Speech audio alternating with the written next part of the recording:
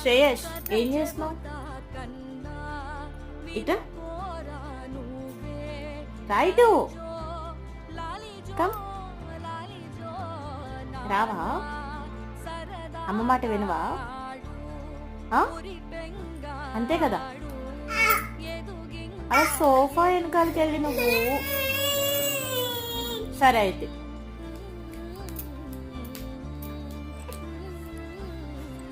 Shirt నుండి ఏం రాసుకున్నావు? గోరింటాక?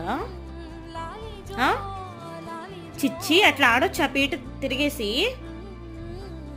ఇబ్బి, ఎందుకలా అంటావు?